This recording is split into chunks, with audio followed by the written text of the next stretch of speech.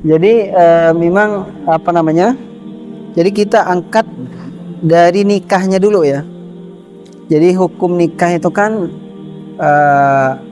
bisa sunnah, bisa wajib hukumnya. Jadi hukum nikah itu mengikuti hukum al-ahkam at-taklifiyah itu, yang 5. Bisa wajib, bisa sunnah, bisa makruh, bisa mubah, bisa haram. Bisa haram nikah. Hukum nikah itu mengikuti hukum taklifi ya, yang telah dibebankan kepada manusia. Maksudnya apa?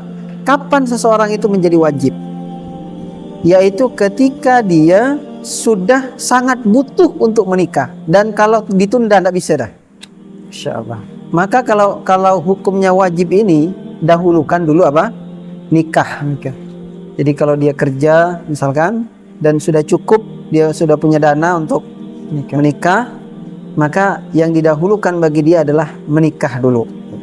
Tapi kalau misalkan dia alhamdulillah sudah punya harta, sudah punya sesuatu yang bisa dia gunakan untuk menikah, tapi dia tidak terlalu butuh, maka dalam hal ini kalau kita kaitkan dengan berbakti kepada orang tua tadi, maka boleh misalkan dia ditunda dulu, misalkan setahun 2 tahun dia bekerja, separuhnya dia tabung untuk persiapan 2 tahun menikah, ya separuhnya atau berapa persennya dia gunakan untuk berbakti kepada orang tua, dan itu bisa dimanage seperti itu. Tapi kalau misalkan tadi, kalau dia tidak bisa menahan lagi misalnya kan, maka kita harus menikah. Makanya kata Rasulullah, ya ma'asyarus syabab, man istata'a minkumul ba'at falyatazawwaj. Kata Rasulullah, wahai pemuda.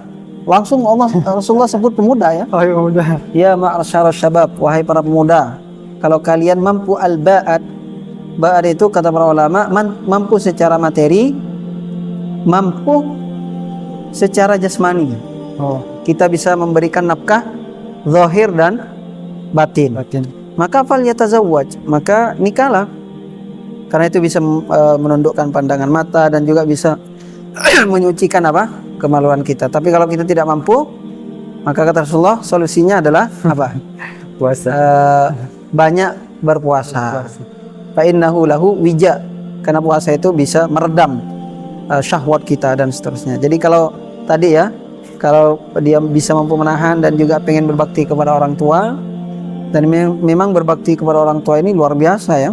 Insyaallah. Kalau memang dia ikhlas karena Allah, ya, bahkan mungkin kalau dia butuh nikah pun, tapi karena dia saking pengennya berbakti kepada orang tua dan niatnya ikhlas memang karena Allah Subhanahu Wa Taala, Allah memberikan yang terbaik nanti. Mungkin dapat istri yang soleha, dapat istri yang soleha, kaya raya, dan seterusnya. Seperti yang didambakan oleh setiap laki-laki. Luar biasa.